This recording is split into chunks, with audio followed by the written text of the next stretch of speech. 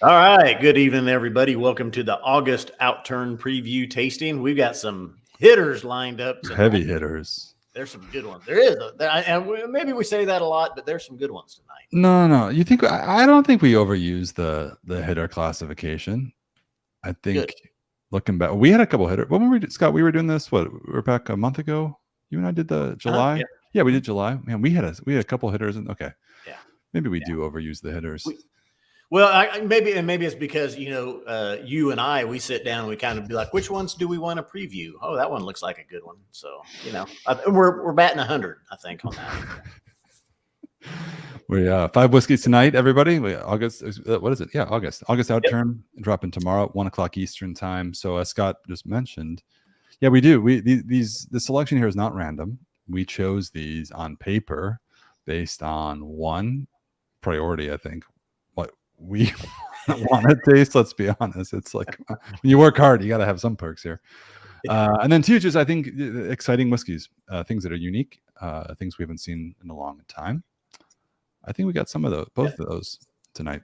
Yeah. The only thing I would say is sometimes we don't always have that control because sometimes like those whiskeys are lined out because of the Outturn preview tastings, that we're hosting the in-person events.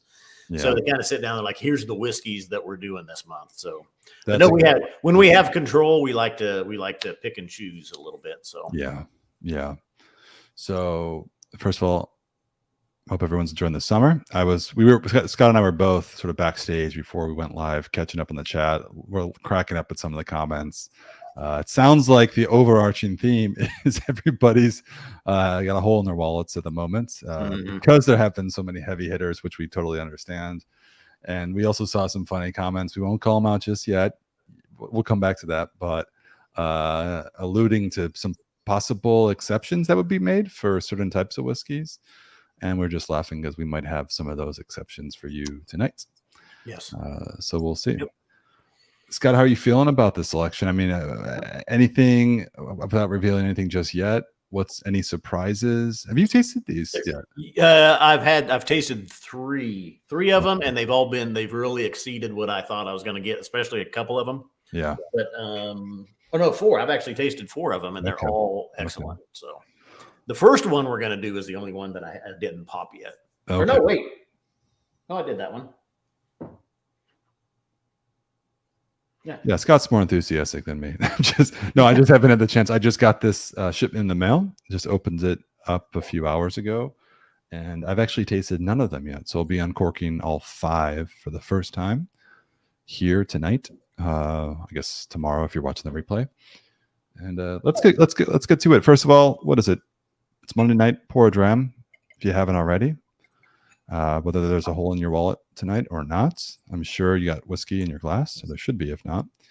And I think what we'll do, as we typically do, is we try to start out on the lighter side and get more progressive with the complexity and I don't know, density of flavor. Is it?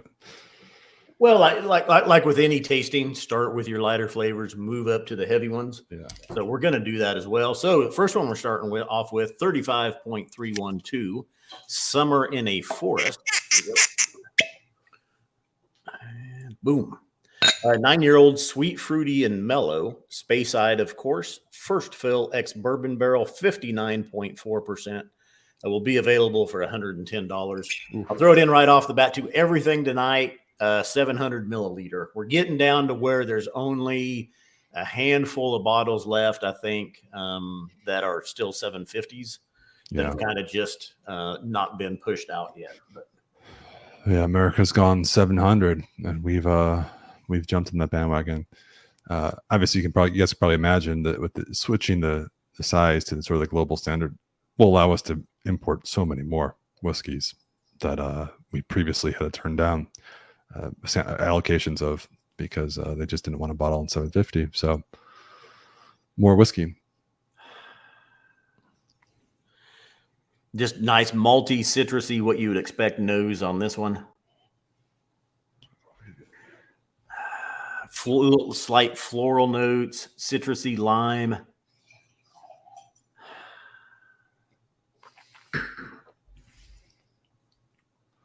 Now, I was warming up my palate. I have to say, I don't think I saw you warming up your palate with anything, Ben.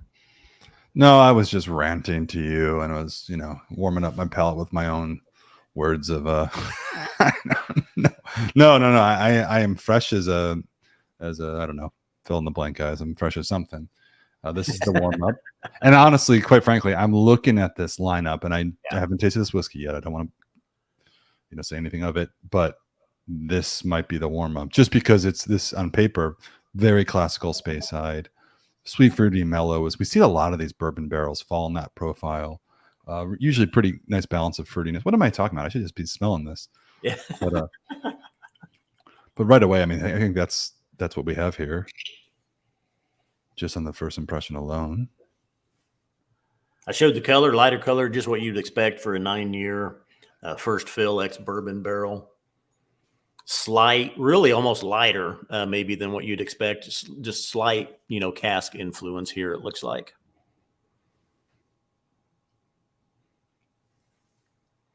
Oh, I about went in. I'm just going in on the palate. Cheers. Cheers.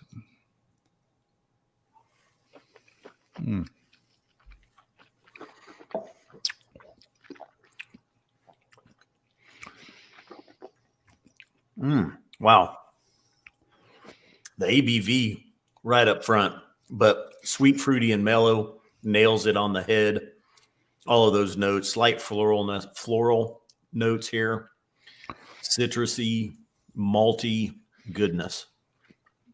Yeah, I got sort of just a rush of really fresh, or ripe, I should say, pear at the start. A little bit of like a lemon peel finish at the end, and everything in between. Yeah, I got the maltiness. But the orchard fruit's really, really dominant here. I mean, that's what I kind of the classical Speyside bourbon barrel notes. I was going to say peaches when you threw pears in there. I was thinking peaches and apricots, even just nice stoned fruits, orchard fruits. Summer in the Forest is the name, and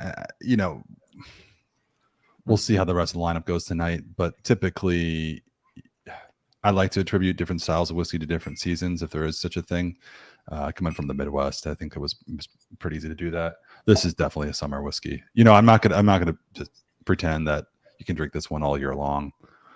I mean, I guess you can do anything you want, really. But you know what I mean? This is the profile itself is just bright. It's daytime. It's not sort of like the after dinner dram whatsoever. Nice light oak notes as well, oak tannins. Yeah. I mean, it's a little, maybe by forest, they mean almost a little bit of humidity. I hate to use petrichor too much, but that humid earth after a rain, the humid forest. Oh man, have you added water yet? No, I have not. I just added 1 dash of water, and man, this thing came alive. It was really pleasant. I thought, it's interesting. I was nosing this, like pushing 60% ABV. It's very, very approachable on the palate. Yeah. Excuse me, on the aroma, but then the palate I thought was pretty sharp. Uh-huh.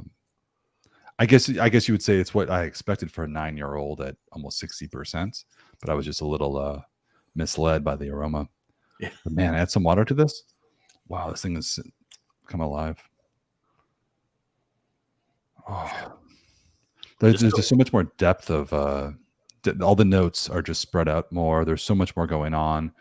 I'm getting a little bit of the peaches you called out earlier. Yeah. And it's just not the same singular aroma that I had before. It's much more open. It's definitely fruitier on the nose, even with water. I haven't tasted it yet.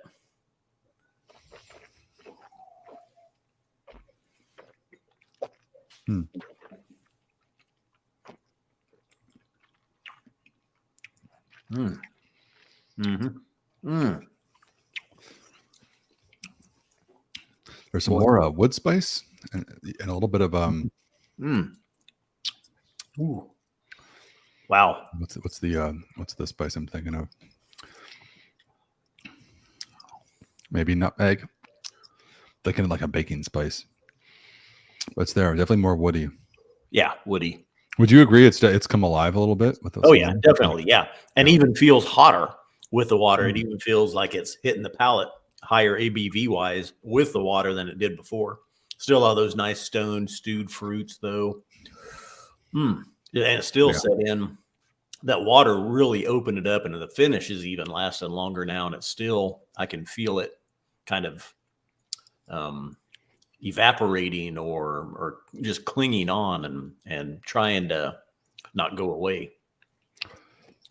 I would say for a pure single cask, which is what this is, first fill ex-bourbon barrel, one of the more complex, I think, representations of Distillery 35 in a pure single cask. I think there's just a lot of boxes checked. You know, it's fruity, it's spicy. There's a hint of sort of dampened wood. It's got a lot going on. Those are just 3 things. Trust me, there's more in it, but you know what I mean? Yeah, it was a light nose, but the palate is definitely, I mean, pushing past that, and all this stuff is coming out that I didn't get on the nose. Yeah. I would, if this is kind of, take this for what it is. At 9 years old, I would expect this sort of complexity from like a 9-year-old bourbon. You know what I mean? Like a Scotch whiskey typically needs more time. Although it's a first fill barrel, so a very active cask. Wow. Very strong. Yeah. All right. But a classic profile from this one. And I think this is probably the first and only in this lineup. You know. Now I would say too, though, at 9, that one feels like a 12-year-old. It feels older than 9. Yeah. Blind, I wouldn't ever think that was a 9-year-old. Yeah, I agree. We do have tasting notes on the bottle, and we'll move on. 35.312, Summer in a Forest. A smell of summer as we walked through a pine forest, followed by creamy tapioca pudding, as well as banana and pineapple, Knickerbocker glory. I do love tapioca pudding. When I hear Knickerbocker, I always think like pants. Is that pants? Those are knickers. Knickers. What's a Knickerbocker? I don't know. Help us out, chat. What is the official definition of a Knickerbocker? I don't know that I can manage Googling something while this live stream and lights are going. That's just a funny word, like road. Road. Name that movie, chat. Do you know that one, Ben? I don't. Oh. Awkward. Okay. I don't. That's why I threw in there, name that movie, just because I'm like, that is a weird saying. I better.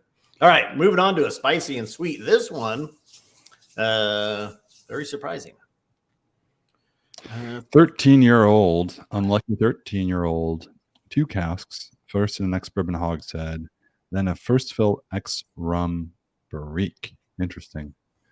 Just seeing that it's a rum barrique. A side cask type typically reserved for wine.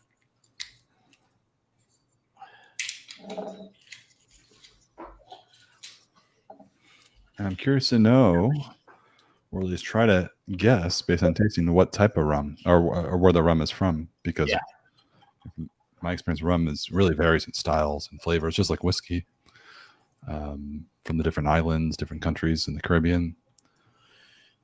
We had one last month as well, and even when I was tasting it, I was like, okay, this isn't the normal rum. It just wasn't as sweet, and it wasn't as, molasses type syrupy sweetness that you get with some of the rums.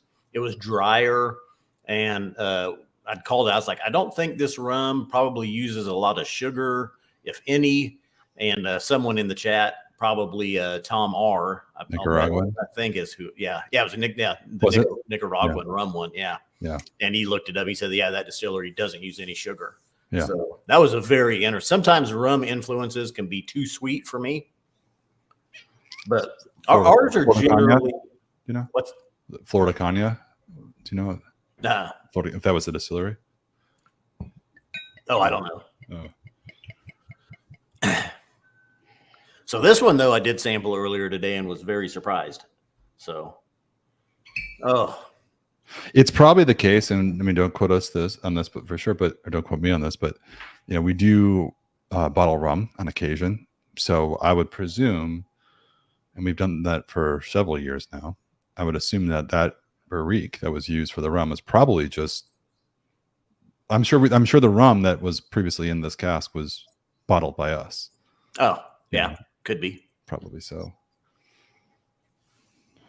All right. According to Google, the Whiskey Franco says, knickerbockers was a pair of pants that settlers wore. Settlers.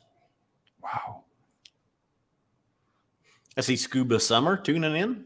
Haven't seen Scuba Summer for a while. Is that your fan? The one that no Scuba Summer? Are you? I'm trying, Sage Summer, Scuba Summer.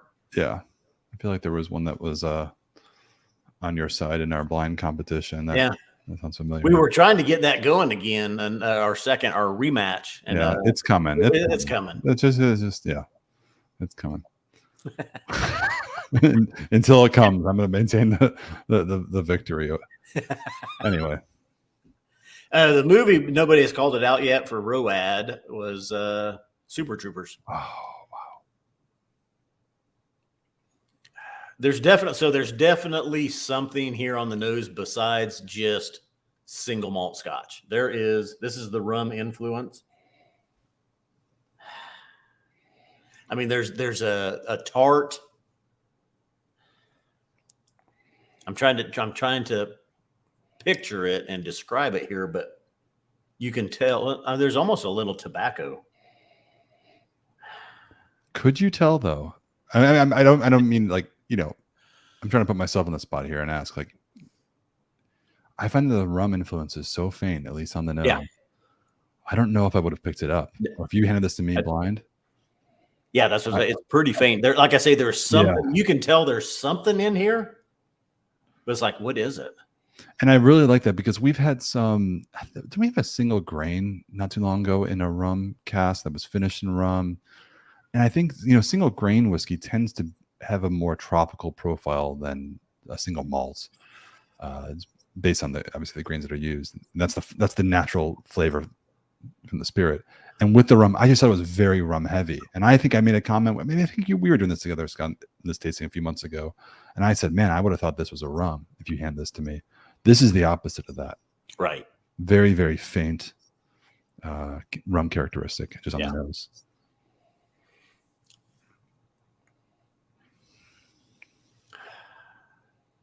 What's the ABV on this one? 57.5. Okay. Still pretty high. Cheers. 13-year though, almost a little bit darker than the 9-year-old that we just moved up from, but still not super dark, and doesn't seem like a lot of cask influence here on the color anyway. Okay.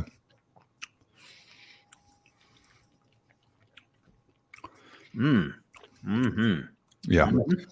Look very herbaceous. Rush of white peppercorn. Pretty hot. Neat. I'm definitely gonna add some water and see if this one changes. Yep. A bit sweet. Cherries. A little bit of berry fruits. It's not overly and maybe this brings back to the earlier comment before we poured this.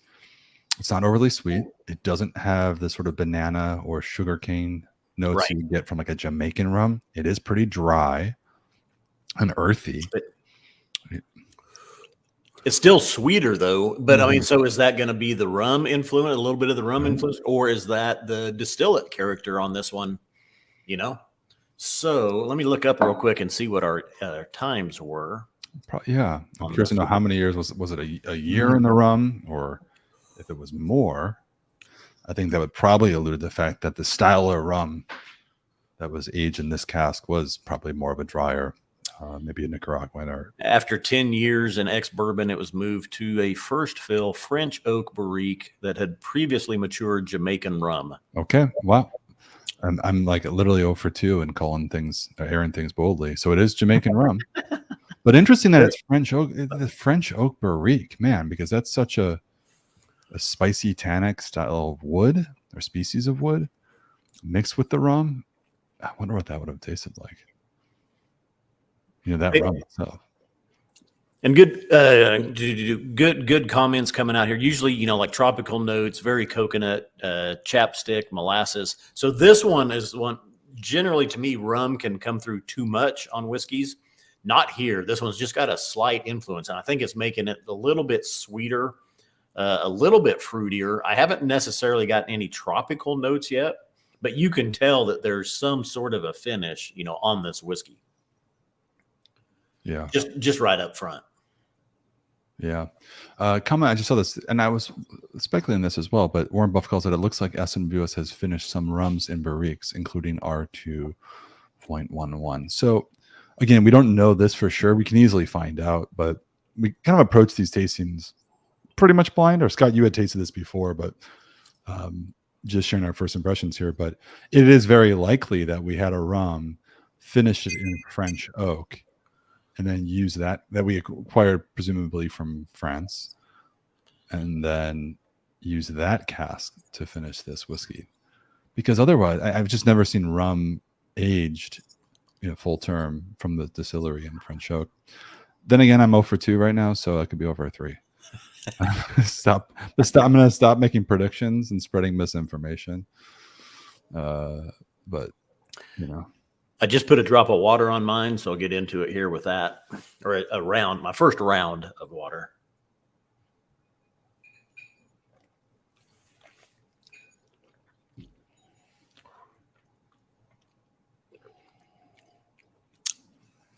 Nice. I think a little bit of tobacco leaf coming through. Still sweet. I'm just trying to discern what that sweetness is. I'm not really having anything jump out and stand out to me yet. And screaming tropical wise, papaya or mango or pineapple, coconut even. I mean, it's definitely fruity. It's definitely tangy. It's sweet. It's gorgeous. I love this one. Yeah. And that's what I thought on first sip earlier today. I was like, wow, that one is right where I like it. I'll admit, on paper, looking at this lineup, this is the one I had the big question mark over. I'm just going to say it straight up. I mean, we always preach, don't judge before you open it. Yep. But we're also human, so we always do it. Ay Caramba last month, remember? Oh God, that was so good. I've gone to that one several times. Oh yeah. Oh, we can talk about that after the stream. Yeah. Yeah. Because we had no expectations, and we're just like, wow, kicking off the stream. Yep. But yeah, man, you know what? The finish is like lingering. It's like a white chocolate macadamia nuts. A lot going on. This is a fun whiskey, and I would just say if you're looking to pick up something unique, obviously if you don't have a rum cask finished or mature whiskey, this is a good one because and I saw Whiskey Franco called it out.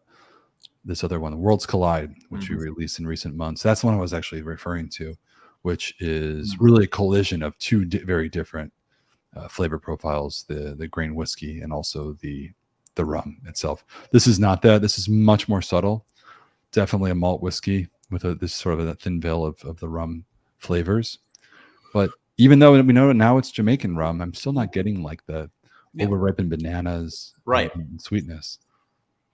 Yeah, so I think there's just a nice slight influence coming in here with it. I like your white chocolate and macadamia.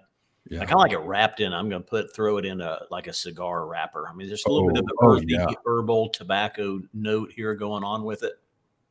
Okay, I would say you're on the money, Scott. This is the best cigar pairing whiskey I've had in a long time. Maybe you were talking about putting on the wrapper, but like just to light a cigar, any type of cigar. I'm not going to go deep into it for the summer. This is the pairing right there. Yeah, that's a good one. Oh man, yeah. 2 rounds of water, real quick. Yeah.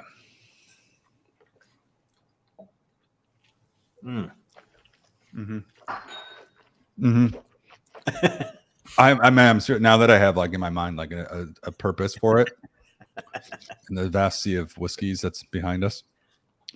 But this is definitely gonna get some minutes this summer. What's left of it? Yeah, definitely.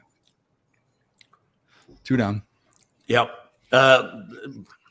Water not hurting that one at all. Yeah. I do say that a lot, but that one is delicious. It's gorgeous. That would be nice to be able to, I think, spend some more time with that one and try to get what fruits are those that are in there, because they're there.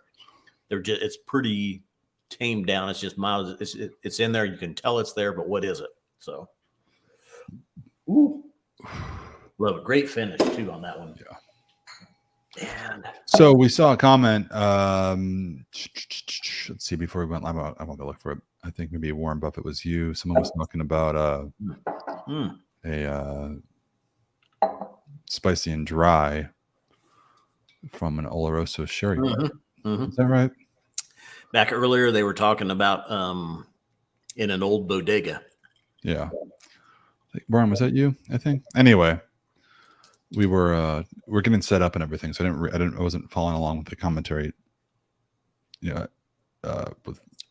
completely, but I was laughing. I'm thinking, man, they're talking about, man, we're we got burnout from May and the festivals, but there's maybe we make an exception. And I think that's what you were saying. Anyway, we got one just like that coming right now. Well, he was talking about this one here. Yeah. 41.149 in an old bodega. Yeah. An 11-year-old spicy and dry had been in an Oloroso butt and a first fill ex bodega Oloroso butt, and that was a great one as well. But tonight, this is wild. Okay. I actually now I've just realized what the two casks are. I thought and the ABV. Oh, it's over. Okay, we put it up here. Okay. First of all, Distillery 78, not one we see a lot. A little bit of I would call enthusiast circle favorite. yes, for sure. And it's a sleeper distillery. You either know it or you don't. Yeah, I'm gonna take a picture of this bottle. Actually, this is an Instagram. I haven't even tasted it yet. What am I doing? 8-year-old at home on the range. Really low strength, right? You're right. Yeah, 66.9% ABV. That was a lame dad joke. Yeah, wallop. Road.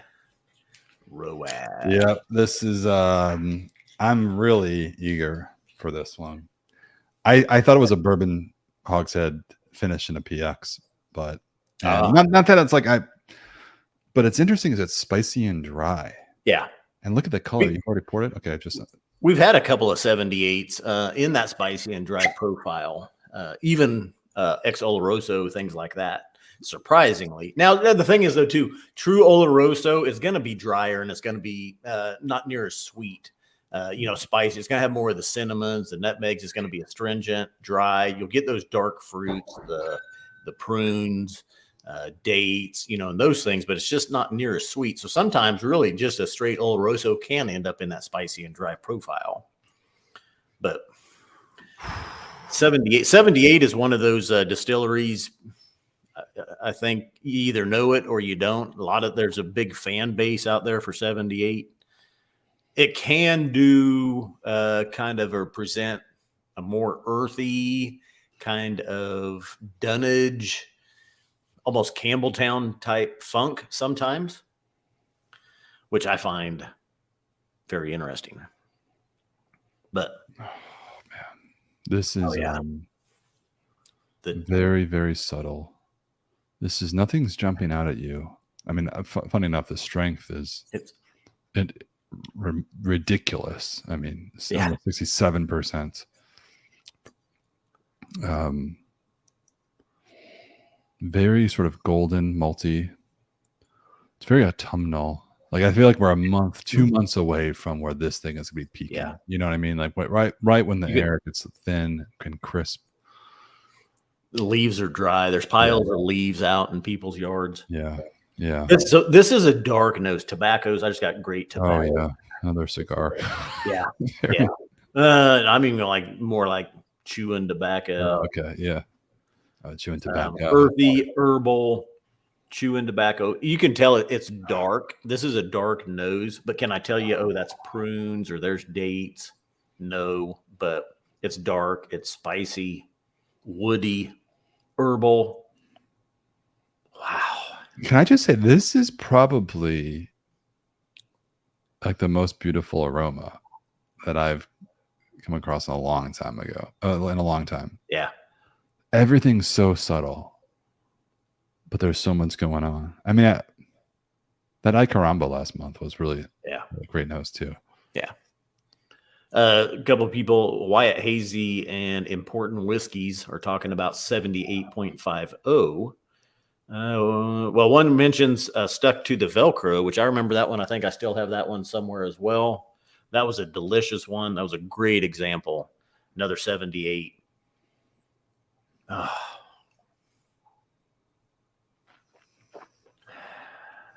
Love the nose on this one. This one I just sit down and just nose for a while. I mean, first of all, that should be illegal.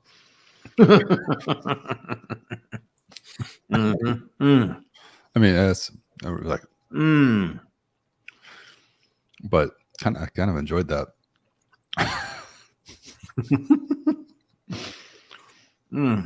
Oh, okay. I'm going immediate water.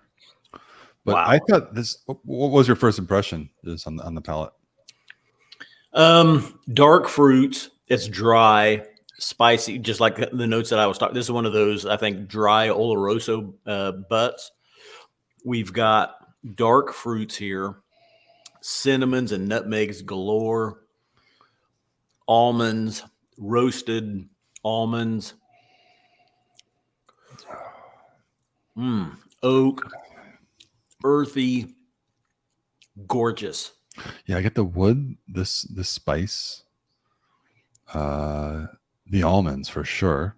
I don't get a ton of the fruit. It's very, very earthy for me.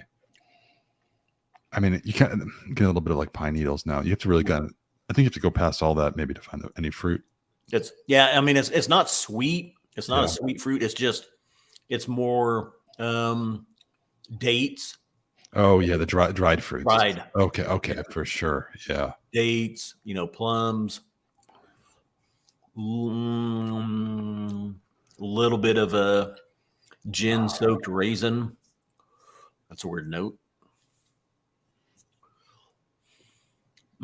Caramel, burnt caramel. Yeah. Wow. Yeah. Burnt leaves. I think that's a good call. It's not, of course, it's not peated, but everything that you've just described was under the influence of fire. You know what I mean? Yeah. Think of it. Well, the dried fruits presumably dried. Maybe there's sun dried. I don't know how you dry dates, but no, but everything that you described, like I think, was enhanced with a little bit of flame, and that's what you get here. Damn. Oh, Important Whiskeys points out 78.50 was Old Fashioned Highland Hospitality. That was a good one too. Whiskey Franco says there was I Hope You Like Jammin' Too. That was a spicy and sweet 78. That one was a good one as well. And I don't think it really showed some of that 78 distillate character that we see. It was really a little bit different. A lot of our 78s are either deep, rich, and dried fruits or spicy and dries. Okay. I got a drop of water on mine here as well. I've added some water. I've tasted it, and I think I need to add more. Because I mean, it's enjoyable now. I can just tell there's more sort of hiding under this sort of compacted, compressed. Water. Wow. Opening it up, still hotter tasting almost. But all of those caramels and burnt s'mores, toast. You had a s'more over the campfire with the chocolate, the marshmallow, the graham cracker. It caught on fire. But fire nonetheless. Yeah. I'm saying, like, everything was once burnt. There's a chef, like the famous, you guys know him probably, or somebody you might know him, famous Argentinian chef, Francis Molman. Like, his style is to incorporate char and burning into everything, not in a bad way, like things are overcooked, but introduce a little bit of the char flavoring into the sort of. Didn't he do everything over like open fire? Yeah, outdoors and everything. I went to one of his restaurants in South America, and it was nice outside, and I was like, oh wow, I had a light bulb moment. Yeah, so cool.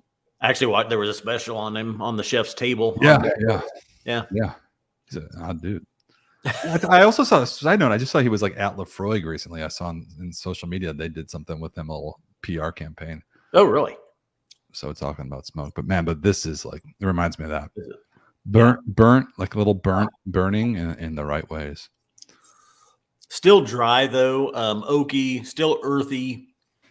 I mean, there's not a lot of sweetness here. Don't look for those, really sweet fruits to stand out. No raspberries, no berries, nothing like that. Dried fruits, dates, plums, cinnamons, nutmegs, oak. Oh my God. Okay. With water, at a more standard drinking strength, I don't know what with the relative ABV in my glass right now. I've added 2 dashes of water. Now it's at a level where I'd probably put it like 50% ABV. What was it out of the bottle? 66.9. Yeah. But now when it's at this sort of very palatable level, man, it's very lush. I'm getting more of the darker fruits, a little bit of maraschino cherries. The wood smoke is still there, but it sort of steps back a little bit. Man, it's like hyper balanced. This is really, I think, something special. But I just want to say this. This is something special this is not, you're building a collection. This is not, it shouldn't be probably your first 5 or first 10. This is something I think for more of a seasoned enthusiast. Not that you have to be to appreciate it, but it's a session whiskey, if I'm using beer terms, but it's a session whiskey. And I think requires a little bit of taming to get something out of it. And I trust that everybody here with us tonight is probably in the perfect position to do that. So this is a weird note. There's chocolate covered malt balls, i.e. Whoppers, chocolate covered macadamia nuts, whatever you'd call them. Where's this going? Have you ever had a dark chocolate covered mushroom? No. With balsamic vinegar glaze on it? No. Anything else? Yes, you have right here. Oh, okay. Yeah. Okay. Good question. As I say, that's a weird one. Yeah. Wow. Balsamic. So I didn't really get a lot of like acidity. Still very, very dry. This to me is like the opposite, polar opposite of the first whiskey we had tonight. That 35, sort of very, very lush, fruity, approachable, soft orchard fruits. This is the opposite. The orchard is on fire. No. That would be a peated whiskey. The orchard was on fire yesterday. And some of it's still salvageable. And then Scott pours balsamic vinegar all over all of it. Yes. Yeah. Yeah. Ooh. Tom R. is tuning in now. Tom R., you did get a shout out earlier with our rum finished whiskey. But yeah, and Tom R. says he's going to have to go back to the beginning and watch. Yes, you will. Just for that. Woo! And we forgot the tasting notes on the second one. This one, I love this one. The finish on this one, man, with water, it's really setting in and going. Let's look at tasting notes on the bottle. Lentil stew and Scotch broth were followed by spicy chili con carne. Not for the faint-hearted. Diluted cowboys and cowgirls dine around a campfire. Well, we had some of the campfire. Do the cowboys and cowgirls eat different things? I don't know. Interesting. I don't know. There was a question, was this one from the Dave Bruma event? I don't think it was, because it looks like there are 9. We were allocated 90, and there are 88 in stock because you and I each have one in front of us. So I think we're the first in the U.S. to try this one, right? Yeah, I don't know what Tom arranged the whiskeys for the Dave Broom tasting. Yeah. I'm not sure which ones. I thought there was he sent. I thought I saw a 70, but maybe I don't know. Anyway, I'm gonna finish this. Tom R. is asking if we have the spreadsheet at the end. We do not.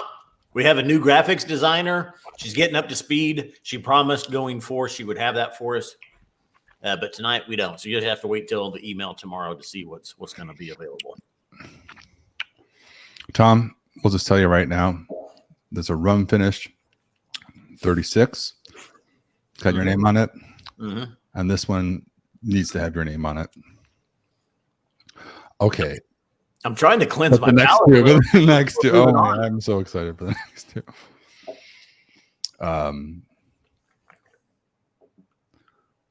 Yeah, that was really good. Okay, that was really good. And I'll go back to, I'll say, order this one, or if you're watching, if you're interested in this profile, like what we have to say about it, order that one, try it. But man, try this in 2 months from now, and like throughout the fall and winter. Yeah, we have a black label, not a vaults, but the black label is coming up. Ooh, and it's The black labels look so pretty with the deep, rich, and dried fruits red detailing after the party. 37.138, a 19-year-old from Distillery 37. We don't see too many from 37. Speyside, of course. Deep, rich, and dried fruits. Ex-bourbon hogshead and a first fill XPX Pedro Jimenez hogshead, 56.4%. And it looks good on paper. It looks good in the bottle. It looks good in the glass. And this one was 15 years ex-bourbon and 4 years in the Pedro Jimenez. Nice cask influence on this one. Tom R is asking if we're tasting the bottle of the month tonight. We do not. We don't do the bottle of the month because if we get 80 or 90 bottles of that, there's 70-ish people in the bottle of the month club. So those are mostly gone. We hate to preview something that's mostly gone and there's only a few bottles left of. So we don't do the bottle of the month generally. Now, if it's a U.S. exclusive and there's 250 bottles of it, we may do it. But yeah. Yeah. Whew. All right. Let's see if we can move on past that last one. Sweeter, lighter. Oh, definitely. Almost the same notes, but just sweeter and lighter. Yeah. A little bit of blood orange. Admittedly, I saw that on the label. I saw blood orange as a tasting. So I saw that and I smelled that immediately. But the dried fruits are there as well. Obviously, more mellow in character, more complex. Well, I don't know. Is it more complex? That last one was really. Let me put it this way: you don't have to reach as far to extract the aromas. Oh. I got a little bit of a dunnage there, a little bit of the age statement coming through, that 19 years.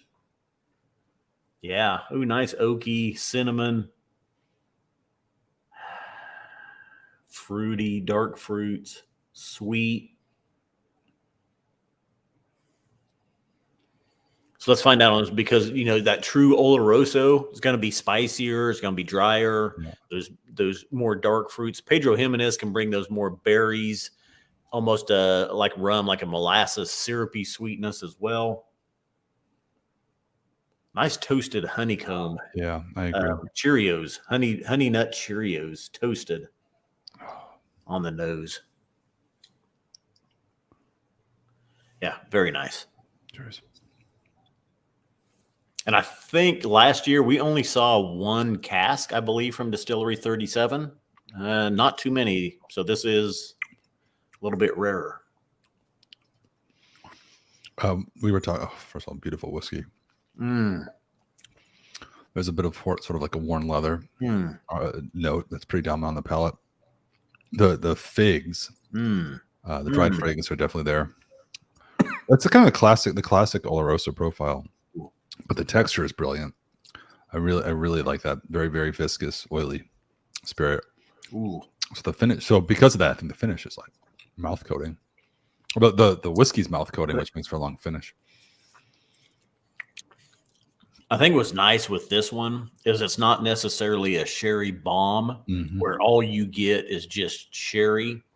This is, 15 years of Distillery 37 distillate in an ex-bourbon hogshead, and then some nice PX influence coming in on this one.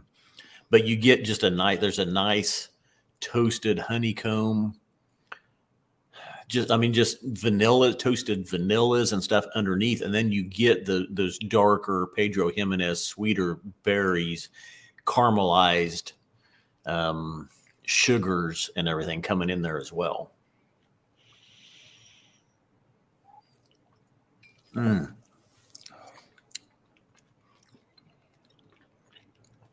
Raspberry syrup there, raspberry white chocolate cheesecake.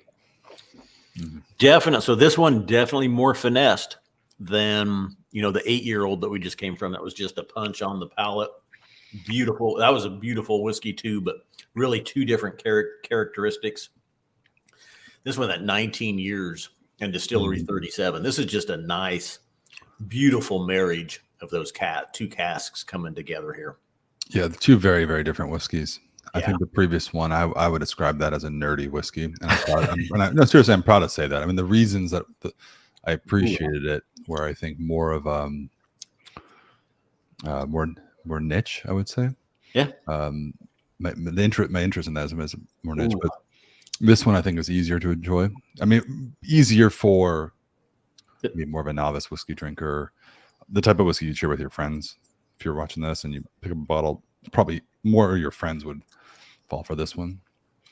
Again, and I keep going back to that just because I think the last one, everything was subtle, but you really had to reach for it and really extract all those flavors. When you do that, you know, and really kind of put some thought into it. This one is just like the complexity is more on the surface. You don't have to do any deep digging to get it all. And so different, maybe different. Doesn't have to be a different crowd, but it's easier to appreciate this one, I would say. Cinnamon strudel, kind of a baked goods, but like a fresh baked cinnamon strudel or cinnamon Pop-Tart. Nice, a berry glaze on it. Just beautiful, gorgeous. And of course, I do a round of water. I can see that water, man, that water hit this and it was just, you could see it like water and oil, like mixing in there and separating. I think the 19 years on this one is just making this a gorgeous, beautiful whiskey.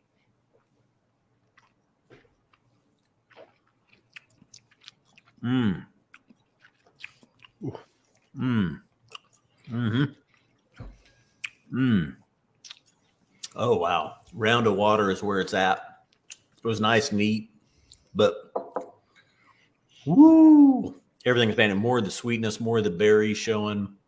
This is a triple berry pie, fresh baked, vanilla glaze on it. We're tasting that one in the morning. Yeah. Nice piece of toasted sourdough with some honey smeared on it. Which wants the release count for 3713? Let's see how many bottles there are. 37138. In the US, we have 60 bottles in total, minus 2. So tomorrow will be 50. We're the assholes. Minus 2. 58 left. Gosh darn. Yeah. I think this one, I don't know, this one might go really quick. Black Label, under $300. Haven't seen anything like that. Black Label under $300 in a long time. That is just a killer palette. Yeah. Distillery 37 PX. Fresh baked cinnamon rolls. Let's look at, there's not much on here. Oh, well, you brought up leather before, which, yeah, I mean, definitely wet leather, chewy. Tasty notes on the bottle: a flamenco floor and ash, treacle tart, blood orange, figs, dates, and leather. Pretty briefest tasty notes I've seen. Ooh, man, that one is stunning.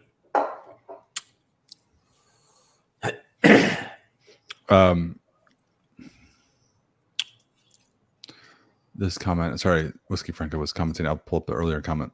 Just that this is really always interesting about PX versus Oloroso. Not a huge PX finish fan, but when it's a PX and Oloroso finish, it's absolutely delicious. You know, it's interesting. I find with the Society whiskeys, with ours, you know, our PX casks that we're using for finishing, we acquire from bodegas. So they're true bodega casks, mostly American oak, that was used to make sherry for consumption, not just a cask that was seasoned for whiskey production. And I find that they don't have the same degree of intoxicating fruitiness that a lot of like distillery bottlings of PX casks. I find that distillers will use PX as a finish to really sweeten things up. And if you're looking for that, I think when I first joined the Society as a member, I don't want to say I was disappointed. I was just a little. I think my reaction was like, "Huh, this is not what I expected when the first one I bought." And I have found since then it was like a distillery one something, an older one with PX, and it was very dry and not so sweet. And I think that's what we have here too. And in blind tasting, Scott, I think you and I maybe went head to head. I struggled with the blinds because I think something is Oloroso, then I'm surprised to learn that it's PX because I'm convinced that it's dry, it's nutty, it's not overly, doesn't have that same confectionery sugar note. So yeah, you can have, and I still do that too, blind, or even getting into some bottles. And I would think, blind, I would think this was Oloroso, or blind, I would think this was Pedro Jimenez because of certain things. And there's just, different casks out there. You can get some Olorosos that are spicy and dry, and some Olorosos that are a little bit not near as dry and they're more fruity. And the same with PX. You can get some that are really syrupy sweet and some that aren't. And it's hard sometimes, I think, to distinguish even blind which one is which. But I've had some wonderful PX finished whiskeys, some wonderful Oloroso finished, and I've had some bad ones of both, as well. But and sometimes probably more PX ones because sometimes PX can come off too syrupy sweet. But no, not in this case at all. This is it's added a nice little bit of undertone of sweetness, but not much. And I don't know if I've even really gotten any of that syrupy molasses type, sweetness with this one. Oh, yeah. I picked up, about went to the last one. Let's do the last one. It's been staring at me. What? It's the one everybody's been waiting for. Yes, we have a green label. Of course we have a green label. And this one, we always end with Christmas. Red to green. This one does not disappoint. 53.441 Menage of Smoke. 12-year-old Isla. Double cask here. Ex-bourbon hogshead. And a first fill ex-Oloroso hogshead. 56.4% ABV. Will be available for $170. I think it's Menage. Menage? Yeah, because I know what you're thinking of, maybe from your own personal life experience, but it's just a menage of smoke. Menage? No, menage is spelled menage. Menage. This is further proves that I'm more Scott's more adventurous than me. I think it was the first the Fast and the Furious movies where he's yelling, he's racing, and he had the promise if he wins, he gets XYZ. We're not here for grammar. Yeah, we're not here for grammar or pronunciation. We're just here to taste the whiskey. But give us all a break here. Oh, let's show this is a beautiful, 12 years old. Distillery 53, Oloroso finished, and look at that color. It's beautiful. It's magnificent. It's what I like to see. Peated whiskeys and Oloroso coming together. It's like you got chocolate in my peanut butter. You got peanut butter in my chocolate. And it's just a wonderful marriage. So it's interesting because we were talking about earlier. I think there was, I think it's actually still available right now. I think crazy enough on our shop right now. Well, I think so. Yeah, you're gonna look up the rare release. Yeah, our because we had so many bottles of it. Our festival, our other festival. No, it's not there, is it? Oh, it is. So, that's different. That is a combination of PX hogsheads and a refill bourbon hogshead. So that was PX. Oh, okay. And this is Oloroso. Anyway, I was just going to say, I'm curious to know how it compares. And that was I'm looking floral petrichor. That was Distillery 53 rare release 14. Yeah, we got a lot of bottles left. 248 left. We had so many. Yeah, we had 450. I don't mind that one sitting around to be picked up. All right. Yes, peat and a dark sweetness. This is heaven in a glass right here on the nose. Oh my. I love to see these two together. Yeah. The duality of the cold coastal seafoam spray and the warmth Always reminds me of like, being outside in the cool and the rain on the Atlantic and then going inside by the fire. Yeah. I have none of those elements here in my little home office. This very stale environment, but with the whiskey in the glass, it's very transportive. I mean, I do love I just ex-bourbon, peated whiskeys can be gorgeous as well. Yeah. But you take those and if you can bring in other stuff with them, a lot of times sherry cask, Oloroso, and it's just like you get that peat and you get this other stuff going on. And this one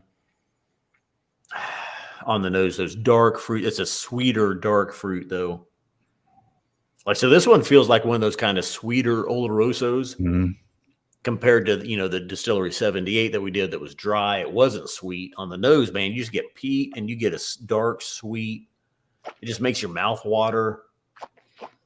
Just gorgeous. Oh yeah. Mm-hmm. Mm-hmm. It's one of probably the most sad. Well, I don't know. The last three have been pretty satisfying. Fine, but yeah. Ooh. I'm gonna have to turn my camera off here for a minute. Yeah. Have your little menage smoke. Ooh. Ma'am. Yeah. Soon as it hits the taste buds, though, you can tell you get that Isla peat, you get roasted peanuts, you're getting this dark sweetness that's coming in with it. It's all, I mean, it's the peat isn't, you think, okay, this is peat. And then you're like, oh, wait, there's some sweetness. And then you're like, oh, wait, it's peat. And then you're like, oh, wait, there's the sweetness again. And then you're like, there's the peat coming back. And you're like, there's the sweetness. And you just don't know which one it is. And it just keeps going back and forth. And it's gorgeous. Yeah. Wow. Tom R. asks, how many years in the first fill finish hogshead? So it was 9 years. First in the ex-bourbon hogshead, and then 3, I guess, in the first fill Spanish oak Oloroso hogshead. Oh, I can. There's a few bottles that I ordered. Another bottle of. This could very well be. I'll definitely consider ordering a second bottle of this one. Is it going to be BART approved? Oh, this would be BART approved. Yeah.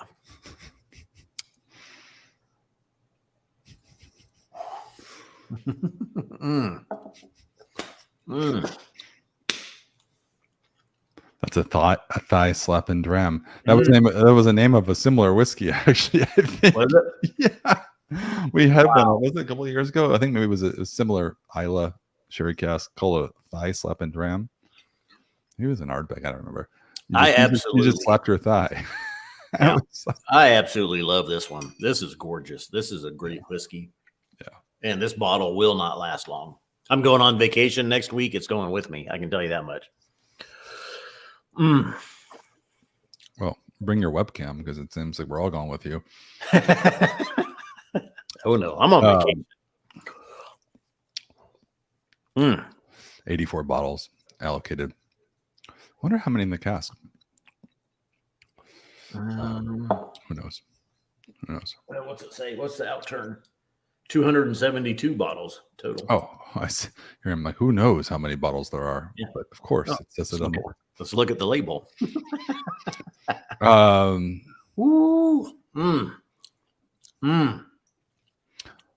So, in conclusion, yes, 1 o'clock tomorrow. All these drop.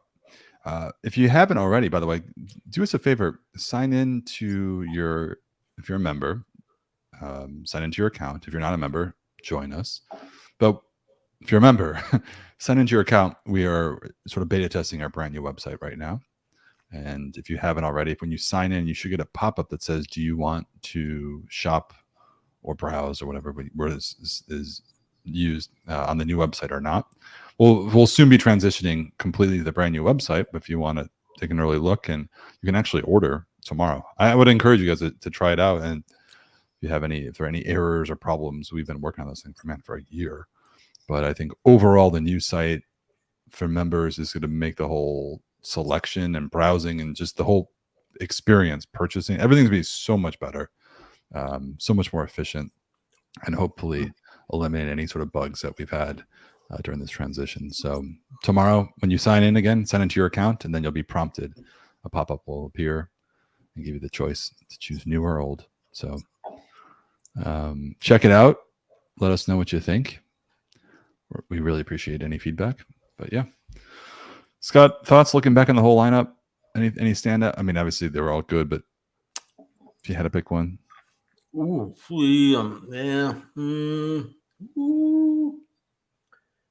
I mean, it's in between. It's in the running for the last three. Basically, all Oloroso. Well, no, the 73 was a PX, but those are all beautiful whiskeys. In all honesty, maybe the 19-year-old 73. But this one's stunning. This one, it's 53. Fabulous. Mm. And you? The 78.62 was just. I wonder how I'll feel about it tomorrow. In this moment, in the evening, sitting here, like really concentrating is what we're doing right now. Only no distractions.